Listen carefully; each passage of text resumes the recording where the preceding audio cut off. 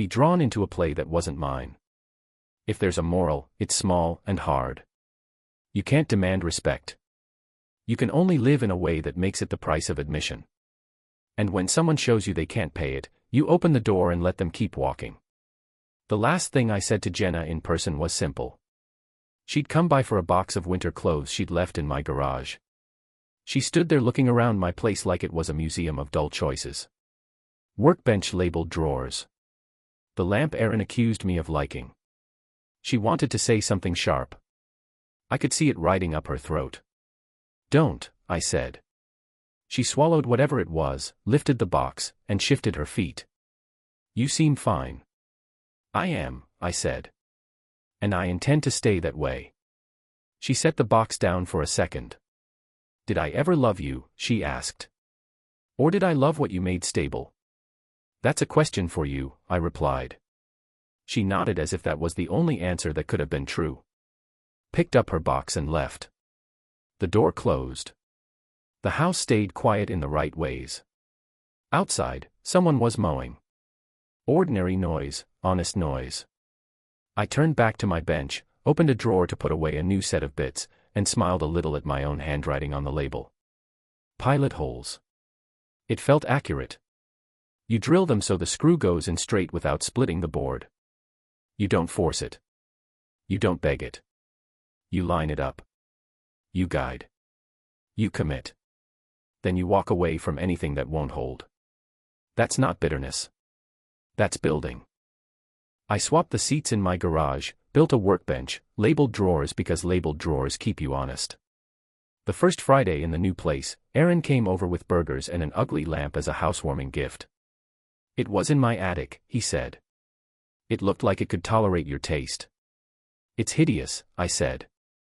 I love it. A week later, I met a woman named Elise in line at a hardware store. She was returning the wrong faucet cartridge with the same face I wear when a plan doesn't match the bolts in the box. We talked about homes and water pressure and music from 10 years ago that doesn't make you feel like you're trying too hard. We went for coffee the next day. She speaks like a person who expects you to understand the first time. We didn't rush anything. We didn't perform. I didn't sell her anything. That's what it feels like when your walls aren't full of posters you have to keep straight. Work went better because the inside of my head stopped arguing with itself. I stopped taking emergency Saturday calls that weren't emergencies. I trained a junior engineer to run site meetings and he surprised me with being good when I stopped hovering. I got back to lifting weights with Erin before dawn, not to post numbers anywhere, just to keep the machine tuned. As for Jenna, I learned from a friend of a friend that she landed a short-term contract with a small shop outside the city. No big accounts, lots of rebuilding. She moved into a one-bedroom in a new complex with gray floors and loud neighbors. I didn't feel happy about it. I didn't feel sad. That's not my math anymore. She texts on holidays. Neutral, almost polite. I don't answer. Not bitterness, just clarity. When you remove the lever, the beam stops creaking. Sometimes I think about that roof in Houston and how a palm on a back, an inch too low, can tell you everything you need to know about a person's respect for boundaries. I think about Victoria's bluntness and Erin's deadpan couch offers and my own refusal to. Can we at least settle this without destroying each other? I can't have you yelling in rooms, dragging my name. I looked at her. When have I yelled in a room? She swallowed. You're right. You don't yell. You just press buttons. I'm not pressing anything. I said I'm done. The paperwork took 2 weeks to draft because nothing happens as fast as you want it to when you're clean. I didn't hire a bulldog. I didn't run a smear. I sat in a quiet room at a long table with a neutral person guiding signatures, facts, and dates.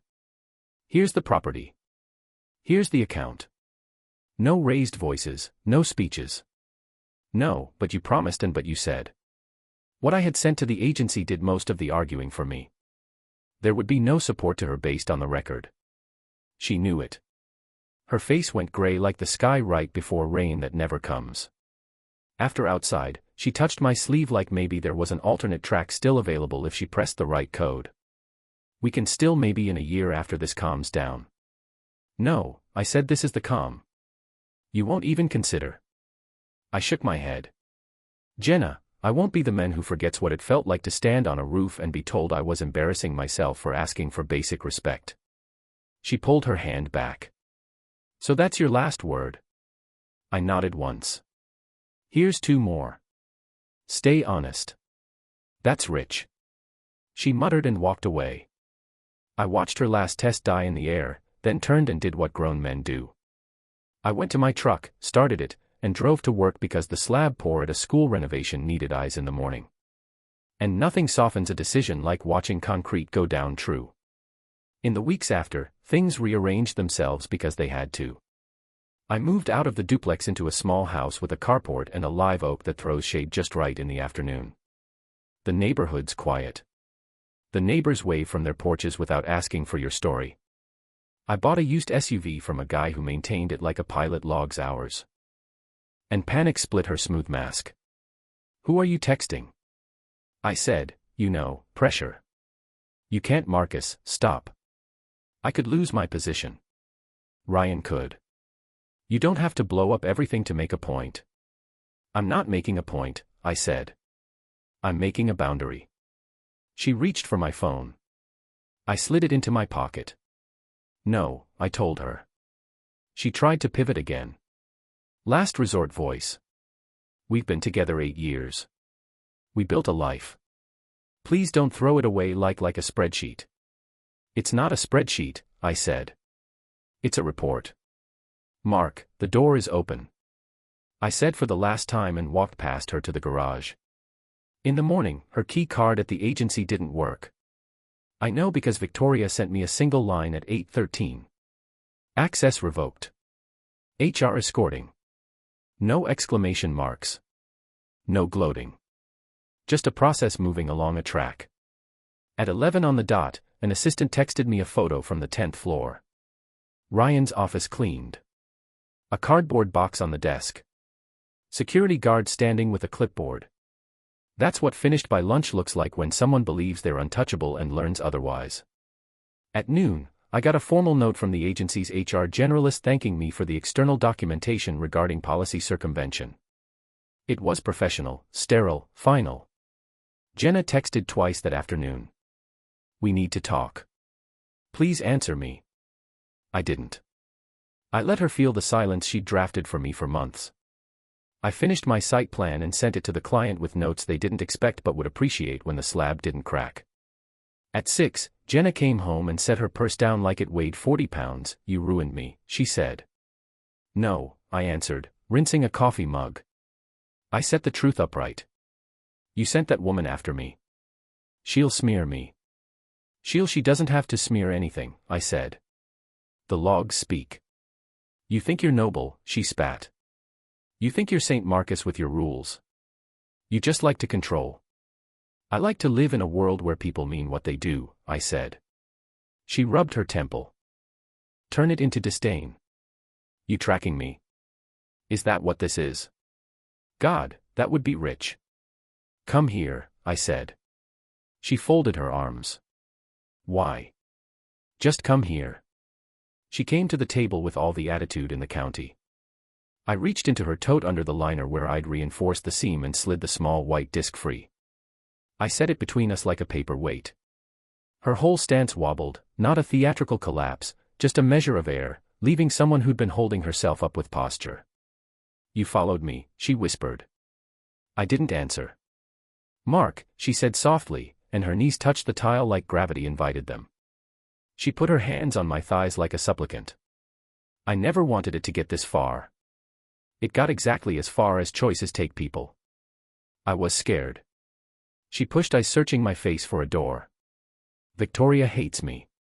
She's been trying to push me out for months. Ryan protects me.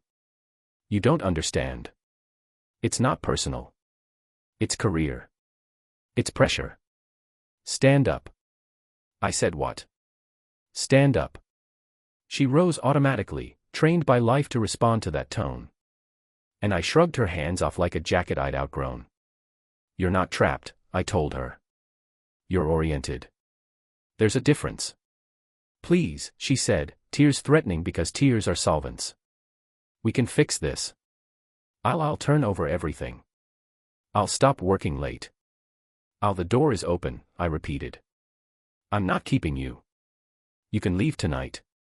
You can stay and play honest, or you can stay and keep staging.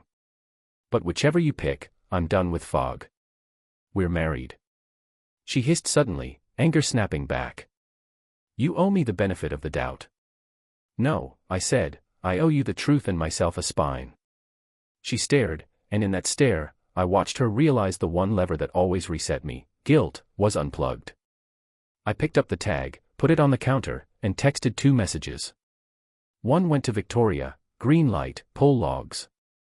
The second went to my own email with the subject filled in now to HR security review package. Jenna saw me type. Had started to feel like a second office for whoever needed a room out of sight. She didn't surface at home until 10 o'clock. You didn't text, I said when she walked in. She tossed her keys in the bowl. I don't have to clock in with you. Right, I said. Because we're doing this like adults. Calendar invites work both ways. Stop being smug, she snapped.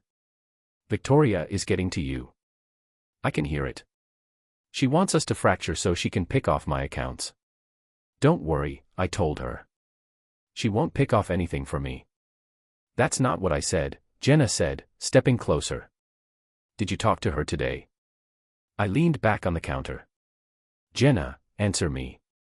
I let the question hang until it folded in on itself. Doors open, I said finally. If you don't like how I run my life, you're free to go run yours elsewhere. Her mouth dropped. So that's it. You're just going to threaten divorce because I worked late. I'm not threatening anything, I said. I'm telling you the rules of participation. Respect is the minimum cover charge. If you can't pay it, the place isn't for you. She grabbed her tote like a stage prop and stalked down the hall. Drawers opened, closed. She didn't leave. People rarely walk out when they think they've still got the levers. 3 days of quiet. The tag ticked its little lines. Office. The coffee shop. Hotel garage, once Mercer's building, directly twice a residential tower 4 blocks away where the agency sometimes hosted client sessions. She started checking my phone when she thought I wasn't looking, hoping for leverage. She found nothing because I wasn't hiding anything. On the 3rd night, I sat at the kitchen table with my laptop open to a project plan. Jenna came in late again, makeup intact, hair too perfect for an exhausted manager. You're really not going to ask where I've been? She challenged, setting her tote down. I don't need to, I said. Because Victoria is feeding you stories. Because I'm literate, I said. She laughed and kept laughing long enough to put it on the calendar. You make everything transactional. She said, it's ugly. I make rules. I said, they're even. She slept in the next morning. I left before the sun got loud and spent 6 hours in a drafty workshop that smelled like oil and honest work. My buddy Aaron owns the place.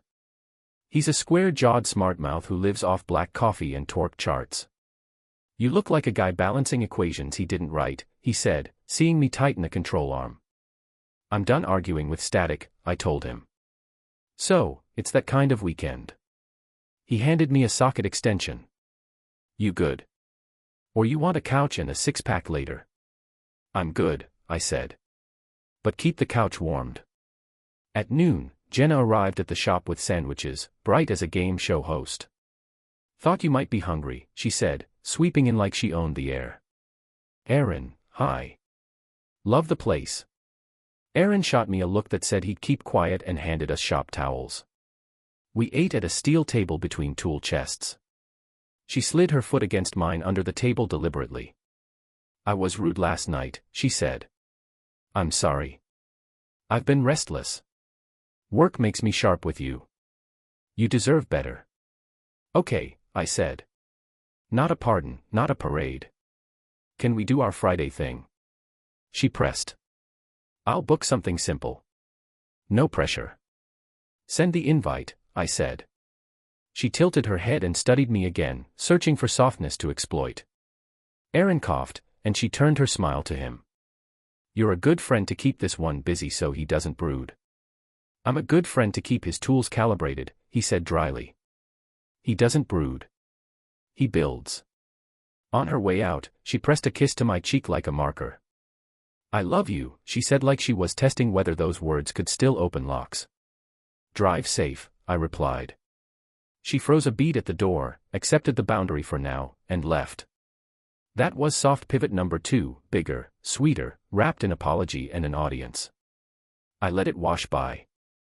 My phone map drew her line back to the agency, then to a hotel garage that set mine upside down anyway. Looks like work was long. It's the season, she said, busying herself with the wine opener. We're chasing a national beverage account. Big dollars. Ryan's pushing and Victoria loves to challenge people. It's a whip.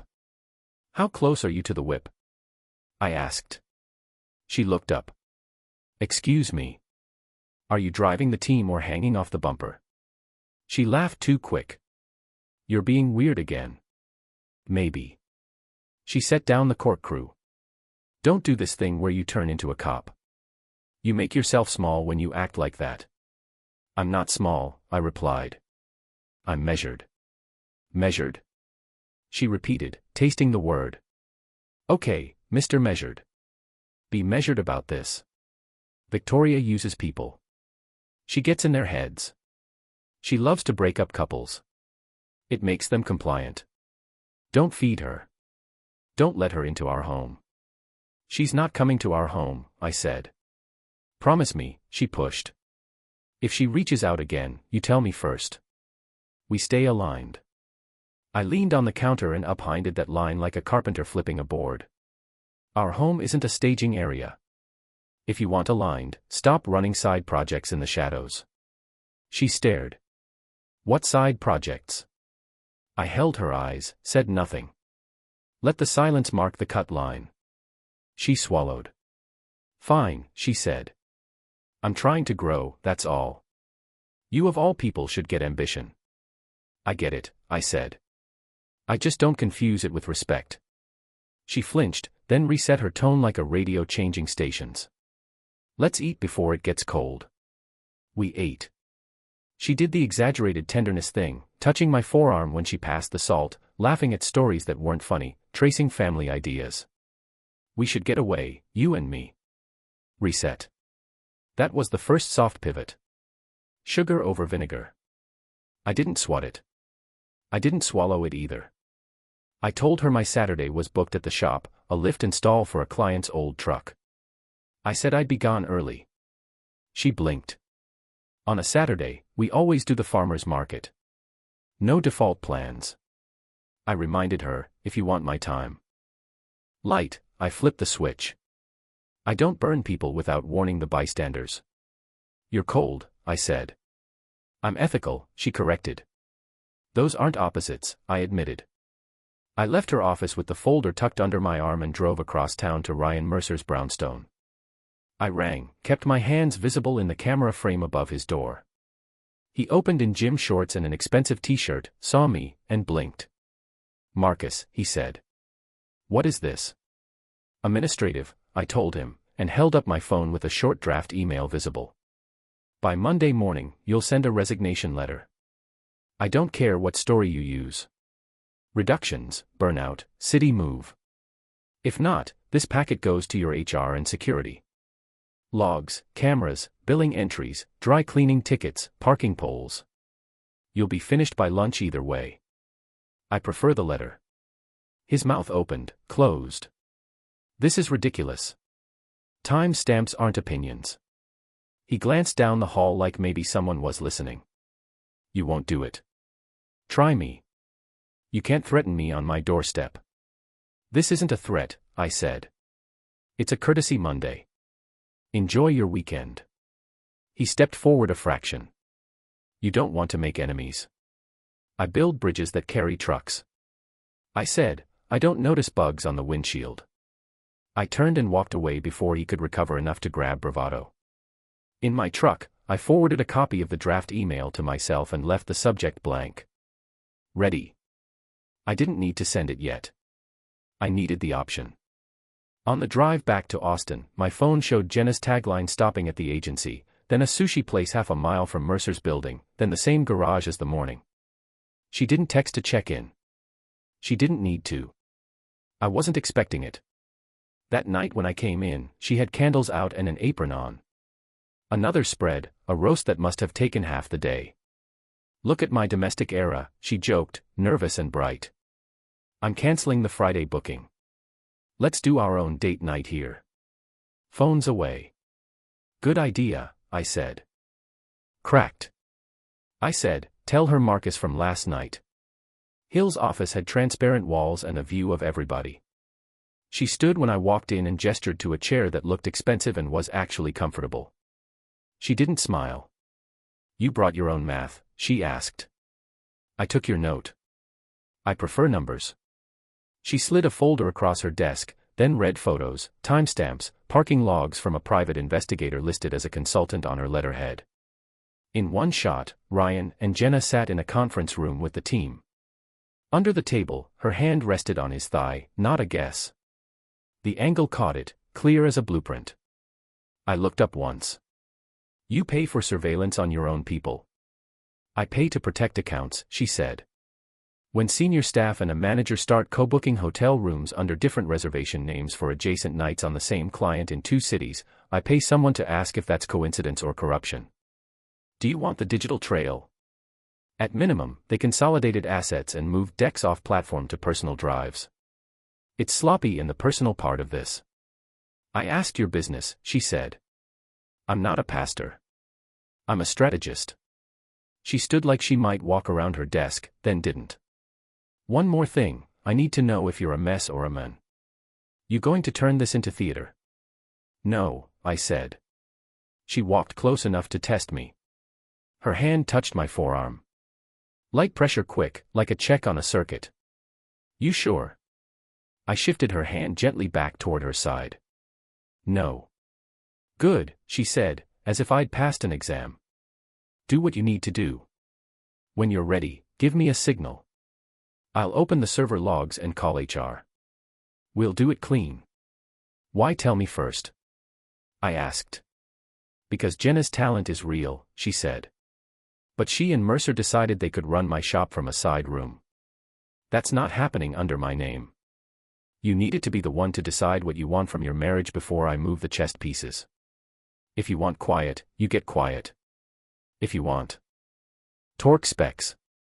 That night, she queued up a romantic comedy from 10 years ago, slid under my arm like we were back in year 2, and laughed too hard at all the beats.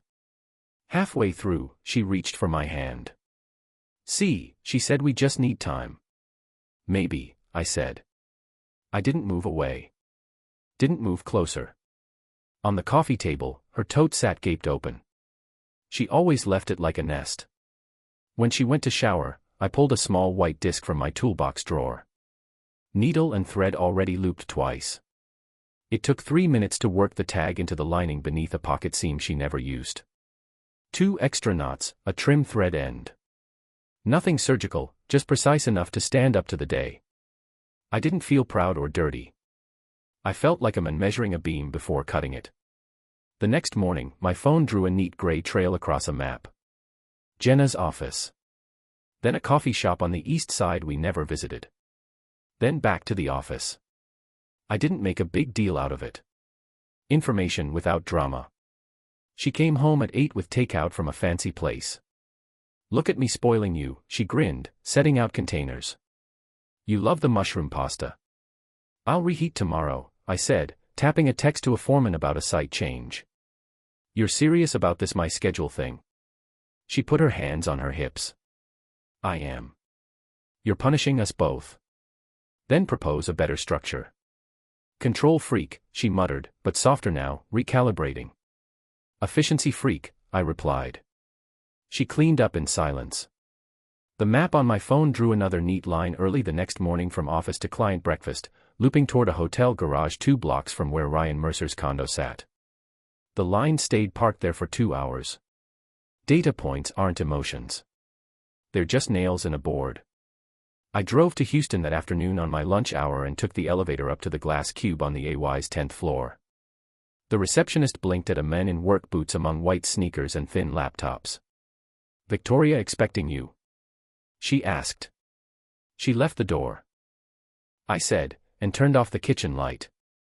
Tomorrow, I set my alarm an hour earlier than ours used to be. Separate lanes, clean lines. A small decision can be a concrete wall once you load it with a rule.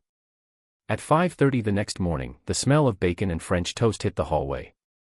Jenna never cooked breakfast. Not once in our marriage, unless you count pouring cereal. I stepped into the kitchen to a magazine spread. Berries, 2 plates, cloth napkins we didn't own yesterday. She wore a soft sweater, no makeup, hair pulled back. She looked staged. Surprise, she sang. Thought we could reset. Coffee strong. Thanks, I said. And Saturday. This looks nice. I know I was sharp last night, she said, sliding into the chair across. Work pressure. Ryan always drags people around and I'm the shield. It's politics. You let him hang his hand on you. I cut in. That's not politics. She lifted her chin. Oh my God, you're actually jealous. I'm actually observant. Fine, she said. If this is about optics, I can be mindful. We're grown. We can talk without making it weird. We just did. I answered and forked a bite of French toast. Schedule. I've got site visits this week. Evenings are mine unless we put something on the calendar. She blinked. We always do Thursdays with pizza night. That's our thing. Not anymore by default. If you want a plan, send an invite. You're being cold. I'm being clear. She exhaled. Okay. Then Friday, I booked a table at a new place. Date night. Don't roll your eyes. You're going send details, I said. I'll see if it fits. See if it fits. She tasted the words like vinegar. I'm your wife. Exactly. I answered. We'll treat each other accordingly. She studied me. I let her. Someone learns more from a blank wall than from a mural. After breakfast, she kissed my cheek for show and lingered like she might push more. I rinsed the dishes and went to the garage to check the torque wrench in my truck toolbox. Anything to put my hands around a piece of the world that obeys. Out of plumb.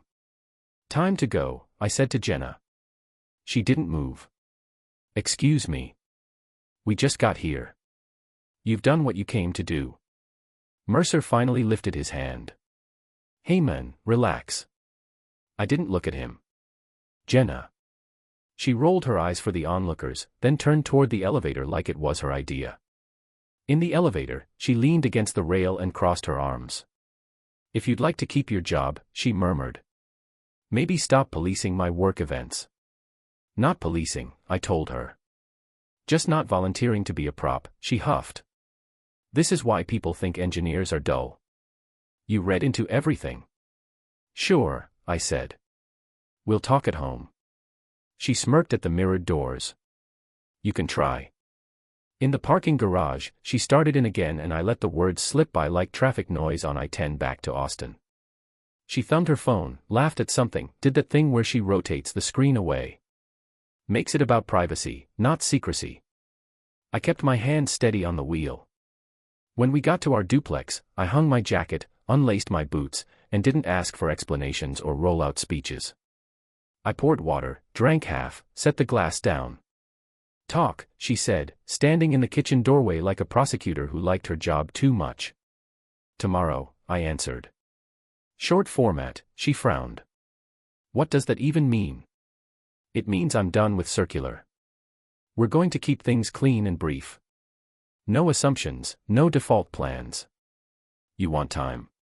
Ask. You want to share a calendar? Propose. Until then, I'm on my schedule. You're punishing me. I'm putting rails on chaos. She laughed without humor. Don't do this. You'll make it worse. That depends on what this is. Victoria was out there, she said, shifting angle. I saw her talking to you. Don't let her twist things. She wants me out. She hates talent. You know that. She gave me a fact. I replied. I'll confirm or ignore. That's it. God, you're so robotic sometimes. Maybe. Robots build bridges that don't fall. She threw up her hands. Perfect. Lecture mode. No lecture. She stepped out of the elevator half a stride ahead, brushed my hand off like lint, and slid into the crowd as if I just delivered her coat. Rooftop lights, music, the skyline over Houston. Nice backdrop for being recast as someone's +1. She cut straight toward Ryan Mercer, the agency's senior account face, and let him pull her in. Not a hug, but the kind of half-embrace people slip back into when they never left it. His palm landed low on her back, lower than a colleague should even think. "Jenna," I called. She turned her head, not her body. "Smile for the room. Teeth for me. Don't be weird, Mark. It's a party." "You're putting on a show," I answered. "And I'm not the extra. You're embarrassing yourself." Flat practiced. She didn't even lower her voice. Mercer didn't move his hand. Someone nearby gave a little whistle like high school. I watched that hand, counted 2 beats, then 1 more. The roof felt smaller and clearer at the same time. If I'd known what was stacked behind that night, I'd have left sooner and spared myself the elevator ride. A woman about 50 with a severe bob and a dress that said, "I decide budgets," stepped into my sight line like a referee. Victoria Hale, agency head, Jenna's boss. We'd met once at a fundraiser. She didn't waste time. "Marcus Hill," she said. "That's me." She looked past me at Jenna, laughing up at Mercer. "Your wife has been circling Mercer for months." "That's not rumor. If you want clarity, sew an air tag into her tote, line the seam." I held her stare. Calm, direct. No smirk, no sugar. "Why tell me?" "Because confusion is expensive," she said. "And I like my agency clean. Do without what you want." She could have left it there. She stayed long enough for me to realize she was giving me a line out, not a lecture. "Appreciate the bluntness," I said. "Good." She tipped her head toward the exit. "If you're smart, you won't perform here." I didn't. I walked to Jenna and Mercer, stopping a foot out like a contractor evaluating a wall that's already